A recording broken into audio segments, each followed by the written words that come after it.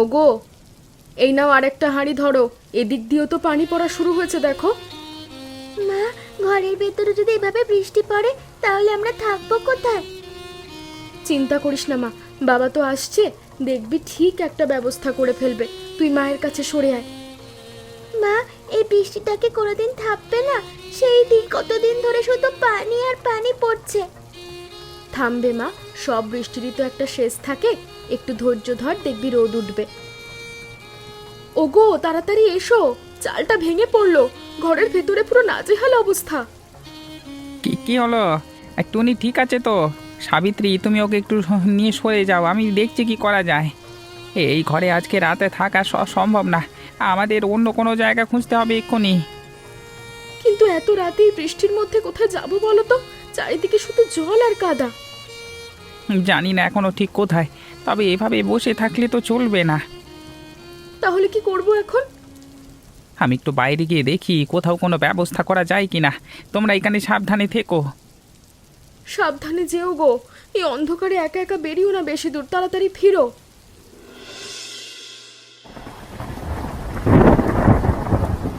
সাবিত্রী, হে বৃষ্টির মধ্যে কার বাড়িতে গিয়ে উঠবো বলো তো?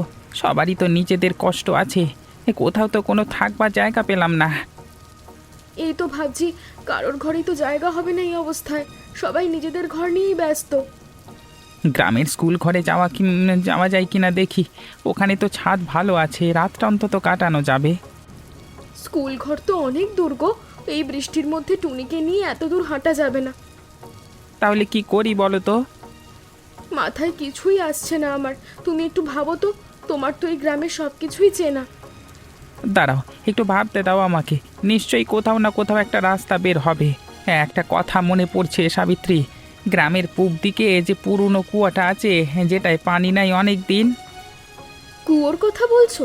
কিন্তু কুয়োর নিচে থাকবো কিভাবে? ওটা তো মানুষের থাকার জায়গা না। হ্যাঁ জানি, এটা অদ্ভুত শোনাচ্ছে সাবিত্রী, কিন্তু এই মুহূর্তে আমাদের কাছে আর কোনো বিকল্প নেই বলেই মনে হচ্ছে। ঠিক আছে, চলো একবার গিয়ে তো দেখি অন্তত, দূর থেকে চিন্তা করে তো লাভ নেই। জানি না ঠিক হবে কি না, কিন্তু অন্তত মাথার উপর একটা আচ্ছাদন পাওয়া যাবে। হে বৃষ্টি থেকে বাঁচবার জন্য এটাই এখন একমাত্র উপায় মনে হচ্ছে। ঠিক আছে, চলো দেখি গিয়ে। এভাবে ভাঙা ঘরে তাকাচ্ছে, ওখানে থাকাই ভালো হবে মনে হয়। চলো তাহলে, টুনিকে আস্তে করে তোলো। হ্যাঁ, আমি কিছু জিনিসপত্র গুছিয়ে নিই সাথে, যা যা কাজে লাগতে পারে। মা, আমাদের একটু অন্য জায়গায় যেতে হবে, বাবা ব্যবস্থা করেছে থাকার। কোথায় যাবো মা এত রাতে? একটু দূরে মা, বাবা একটা নিরাপদ জায়গা খুঁজে পেয়েছে। চলো এখন পথে গিয়ে সব বলবো তোকে। দেখো সাবিত্রী, ভেতরে পানি নেই, একদম নিচটা শুকনোই আছে, থাকা যাবে মনে হচ্ছে। কিন্তু এত নিচে নামবো কিভাবে? পুরনো একটা মই আছে ওই ঝোপের পাশে, ওটা দিয়েই নামা যাবে। আমি আগে নেমে দেখি, তারপর তোমাদের নামাবো সাবধানে। মইটা মজবুত তো? এত পুরনো মই ভেঙে না পড়ে যায় আবার? না না, বেশ শক্তই আছে দেখছি, চিন্তা করো না, সাবধানেই নামবো সবাই। সত্যি তো বাবা, তুমি আমার হাত ধরে থাকবে তো নামার সময়? দেখলে তো মেয়ে তোমার ওপর কতটা ভরসা করে। চলো তাহলে এবার শুরু করি, বেশি দেরি করলে বৃষ্টি আবার বেড়ে যেতে পারে। ঠিক আছে, তাহলে চলো শুরু করি। প্রথমে আমি নামছি, নিচটা ভালো করে দেখে নিই আগে। সাবধানে নেমো গো, পিছল হতে পারে মইটা এই বৃষ্টিতে, তাড়াহুড়ো করো না।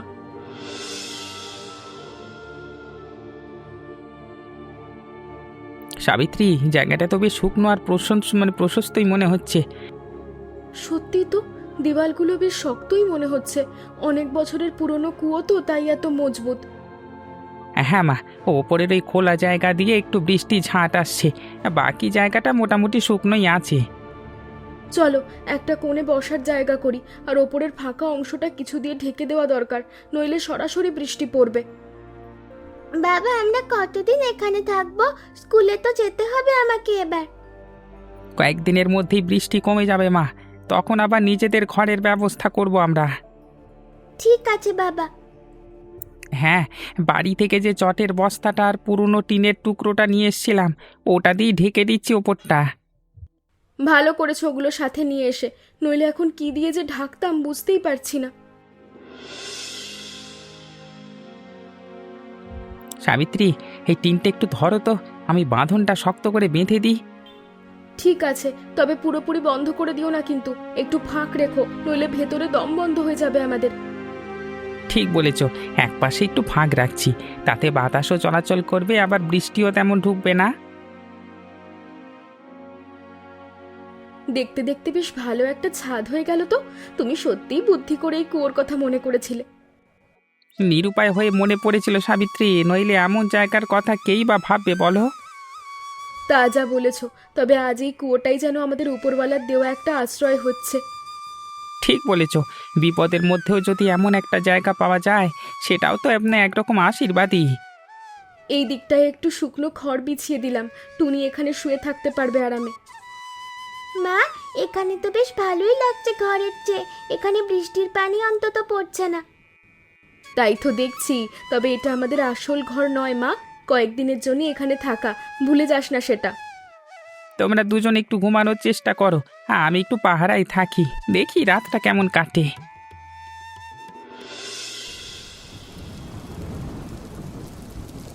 শম্ভু ভাই, তুমি কি ভেতরে আছো নাকি?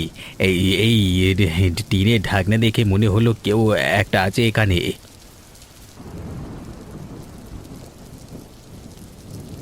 হরিদাস, তুমিও এসেছো দেখছি এখানে।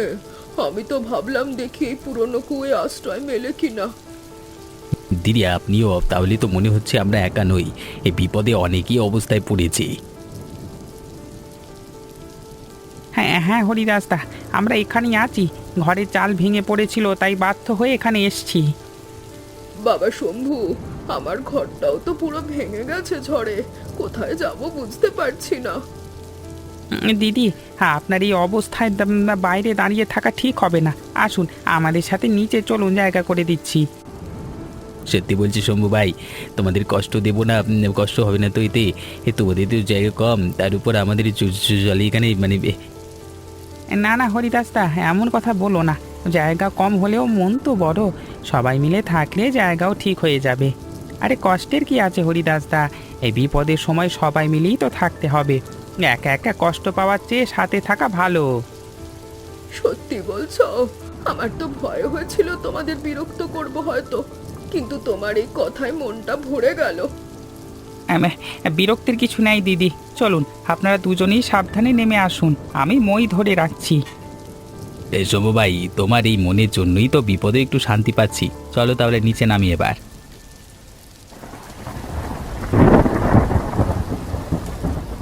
দিদি, আপনি এই কোণে বসুন, একটু শুকনো জায়গা আছে এখানে। হরিদাসদা, আপনি ওই পাশে বসুন। ঠিক আছে বৌদি, তোমরা যেভাবে বলবে সেভাবেই বসছি। এখন তো একটু মাথা গোঁজবার জায়গা পেলেই যথেষ্ট। সত্যি বলতে বাবা, এতদিন একা একা ঘরে থাকতাম, আজ এতজনের সাথে থেকে মনটা খুব ভালো লাগছে। দিদি, আপনি একা ছিলেন এতদিন, এখন থেকে আমরা সবাই একে অপরের পাশে থাকবো, চিন্তা করবেন না। তোমাদের এই কথাটা শুনে চোখে জল এসে যাচ্ছে বাবা। এত বছর ধরে একা একা কষ্ট করেছি, আজ যেন একটা পরিবার পেলাম। ঠিকই বলেছেন দিদি, বিপদটা যতই বড় হোক, একসাথে থাকলে সেটা অনেকটাই সহনীয় হয়ে যায়। আমার কাছে সামান্য কিছু মুড়ি আর গুড় আছে, চলুন সবাই মিলে ভাগ করে খাই, রাতটা অন্তত পেট ভরে কাটুক। মা, আমিও সুবলা দিদাকে আমার ভাগেরটা দিতে চাই, উনি তো বয়স্ক মানুষ। না না দিদি ভাই, তোমারটা তুমি খাও, তোমার এই মনটাই আমার কাছে অনেক বড় উপহার। সবাই একটু একটু করে নিন, খুব বেশি তো না, কিন্তু ভাগ করে খেলে সবার পেট ভরবে। বৌদি, তোমার এই মনটার তুলনা হয় না গো। এই অল্প খাবারও যেভাবে সবার মধ্যে ভাগ করে দিলে তা সত্যিই প্রশংসনীয়। আজকে এই অল্প খাবারেই যেন মন ভরে গেল সবার, একসাথে ভাগ করে খাওয়ার আনন্দটাই আলাদা। ঠিক বলেছো বাবা, একা একা রাজভোগ খাওয়ার চেয়ে সবার সাথে সামান্য মুড়ি তৃপ্তি করে খাওয়া অনেক ভালো।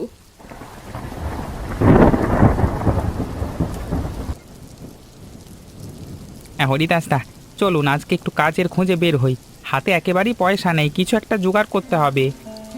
ঠিক বলেছ, আমি ভাবছিলাম একই কথা। চলো একসাথেই বের হই, বাজারের দিকে গেলে হয়তো কোনো কাজ মিলতে পারে। এই বৃষ্টিতে তো ক্ষেতের কাজও বন্ধ, দেখি মহাজনের বাড়িতে কোনো কাজ আছে কিনা জিজ্ঞেস করে। হ্যাঁ, মহাজনের কোলায় তো ধান রাখার জায়গা করতে হয় প্রতি বছর এই সময়, হয়তো লোক লাগবে ওখানে। চলো তাহলে আগে ওখানেই যাই, যদি কাজ পাওয়া যায় তো ভালো, না হলে হাটের দিকে যাব। ঠিক আছে, রাস্তায় কাদা জমেছে খুব, সাবধানে হাঁটতে হবে দুজনকেই, পিছলে পড়লে বিপদ হয়ে যাবে। আমিও তাই ভাবছি, না হলে হাটে গিয়ে মাল টানবার কাজ পাওয়া যায় কিনা দেখব, যা পাই তাই করতে হবে এখন। কালকে রাতে টুনির মুখে যখন হাসিটা দেখলাম সবার সাথে থেকে, তখন মনে হলো যতই কষ্ট হোক এই লড়াইটা চালিয়ে যেতেই হবে। ঠিক বলেছ শম্ভু ভাই, একা থাকলে হয়তো ভেঙে পড়তাম, কিন্তু এখন সবাই মিলে আছি বলে সাহসটা অনেক বেশি লাগছে। চলো তাড়াতাড়ি পা চালাই, তাড়াতাড়ি কাজ পেলে তাড়াতাড়ি ফিরেও যেতে পারবো, ওদিকে সবাই অপেক্ষা করছে। চলো, আর শোনো, আজকে যা রোজগার হবে দুজনে মিলে ভাগ করেই নেব, একা একা তো আর চলবে না এখন। ঠিক বলেছ, এখন থেকে সব কিছুই ভাগাভাগি করব দুজনে, এই বিপদটাই যেন আমাদের ভাইয়ের মতো করে দিল। হ্যাঁ, মা, বাবা কখন ফিরবে? বাবা তো কাজের খোঁজে গেছে, কিছু একটা জোগাড় করেই ফিরবে দেখিস। তোর বাবা মানুষটা খুব দায়িত্ববান দিদি ভাই, দেখবি ঠিক কিছু একটা নিয়ে ফিরবে, এত চিন্তা করিস না। দিদা, তোমার কি একা একা খারাপ লাগে না? তোমার ঘরের কথা মনে পড়ে না? লাগে, তবে তোমাদের সাথে থেকে সেই কষ্টটা কমে গেছে, একা একা তো এভাবে থাকতে পারতাম না। দিদি, আপনি আমাদের একজনই এখন, একা ভাবার কোনো কারণ নেই, আমরা তো আছি আপনার পাশে।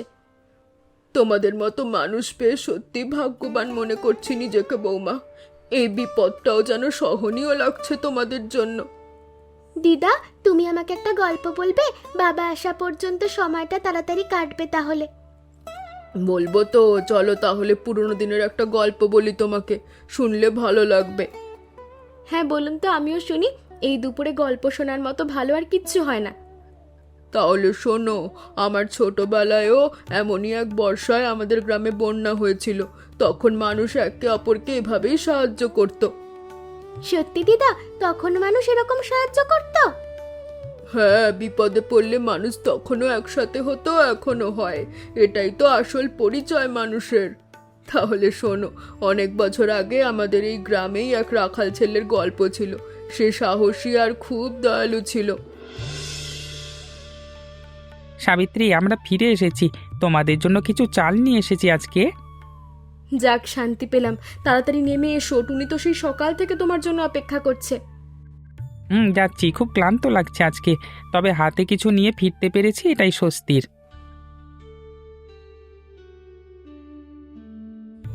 বাবা, তুমি এসে গেছো? বাবা তো সময় মতো ফিরে আসবে তোমাদের কাছে, এই দেখো কি নিয়ে এসেছি তোমাদের জন্য। মহাজনের বাড়িতে ধান ঝাড়াইয়ের কাজ পেয়েছিলাম আমরা, তার বদলে কিছু চাল আর সামান্য পয়সা দিয়েছে। বাহ, খুব ভালো খবর তো, আজকে দিনটা তাহলে সত্যিই ভালো কাটলো সবার জন্য। হ্যাঁ বৌদি, আর মহাজন বলেছেন কালও যদি যাই তাহলে আরও কাজ দিতে পারবেন, তাই কাল সকালেও যাব ভাবছি। উপরওয়ালার কৃপা বাবা, আজ রাতে অন্তত পেট ভরে খেতে পারবো সবাই মিলে, এটাই তো বড় পাওয়া। চলো তাহলে, আমি এখনই ভাত বসিয়ে দিচ্ছি, সবাই মিলে আজ একসাথে খাবো। সত্যি বৌদি, আজকে যেন অনেকদিন পর একটা তৃপ্তির খাবার জুটতে চলেছে সবার কপালে। হে হে।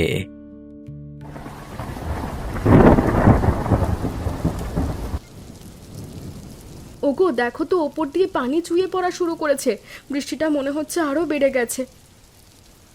বাঁধনটা মনে হয় ঢিলে হয়ে গেছে। হরিদাস দা, তাড়াতাড়ি এসো, একসাথে শক্ত করে বাঁধতে হবে এটা।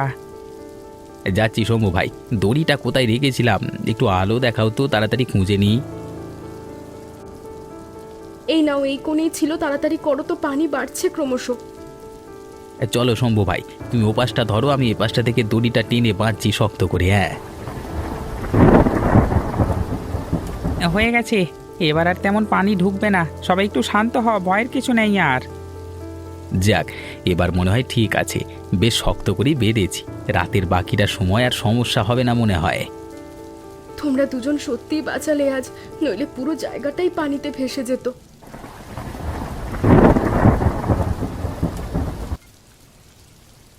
যাক, আজকের মতো বিপদটা কাটলো, তবে শম্ভু ভাই এভাবে আর কতদিন চলবে বলো তো? জানি না হরিদাস দা, তবে যতদিন না নিজের ঘরটা আবার ঠিক করতে পারছি ততদিন এভাবেই লড়ে যেতে হবে। আমার ঘরটাও তো একই অবস্থা, দুজনে মিলে যদি একসাথে কাজ করি হয়তো দুজনের ঘরই তাড়াতাড়ি ঠিক করতে পারবো। ভালো কথা বলেছ। একা একা যা কঠিন লাগতো দুজনে মিলে করলে সেটাই সহজ হয়ে যাবে দেখো। আমরা তো কাজ করছি দুজনে মিলে, আস্তে আস্তে কিছু টাকা জমিয়ে চালটা অন্তত মেরামত করা যাবে। তোমরা চিন্তা করো না, আমিও তো হাতের কাজ জানি, সেলাই টেলাই করি। যদি কিছু আয় করতে পারি সবাই মিলেই তাড়াতাড়ি ঘরটা ঠিক করতে পারবো। সবাই মিলে চেষ্টা করলে ঠিক একদিন নতুন ঘর উঠবে আমাদের। এই কুয়োর দিনগুলো শুধু একটা গল্প হয়ে থাকবে। ঠিক বলেছে শম্ভু ভাই, এই কষ্টের দিনগুলো একদিন কেটে যাবে, শুধু আমাদের একসাথে থাকাটাই এখন সবচেয়ে জরুরি। হ্যাঁ, আমাদের এখন শুধু একটা ভালো ভবিষ্যৎ করার চেষ্টা করে যেতে হবে।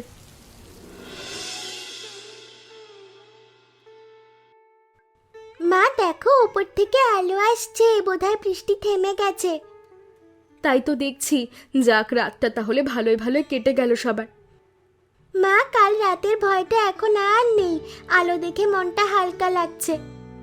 হ্যাঁ মা, রাতের অন্ধকার কেটে গেলে সব কিছুই হালকা লাগে। চলো এবার উঠে পড়ি সবাই। আজকে থেকে আবার কাজে বের হতে হবে। হরিদাসদা চলুন আজকে একসাথে বের হই, দেখি আরও কিছু কাজ জোটে কিনা। চলো শম্ভু ভাই, আজকে থেকে নতুন উদ্যম শুরু করি। ঘরটা আবার তোলার স্বপ্ন তো এখনই সবার মনেই আছে। তোমরা সবাই মিলে যেভাবে কটা দিন লড়াই করলে, দেখে মনে হচ্ছে সত্যি একদিন আবার সবার নিজের ঘর হবে। দিদা, তখন কিন্তু তুমিও আমাদের সঙ্গে থাকবে, তুমি আর একা থাকবে না। থাকবো মা, নিশ্চয়ই থাকবো। তোমরা যেখানে আমিও সেখানে। এই কুয়োর নিচেই তো আমাদের নতুন করে পরিবার হয়ে গেল সবাই মিলে। আজকে এই কুয়োর নিচে বসে বুঝলাম ঘর ভেঙে গেলেও মানুষ পাশে থাকলে সংসারটা ঠিকই টিকে থাকে। ঠিক বলেছ। চলো এবার আজকে আমরা নতুন দিনটা শুরু করি নতুন আশা নিয়ে। চলো শম্ভু ভাই, বেরিয়ে পড়ি। আজকের দিনটাও কিছু একটা নিয়ে আসবে দেখো আমাদের জন্য। বাবা সাবধানে যেও, আর কাকা তুমিও। আমরা সবাই তোমাদের অপেক্ষায় থাকবো এখানে। যাবো মা, আর ফিরেও আসবো ঠিক সময়। তোরা সবাই সাবধানে থাকিস এখানে।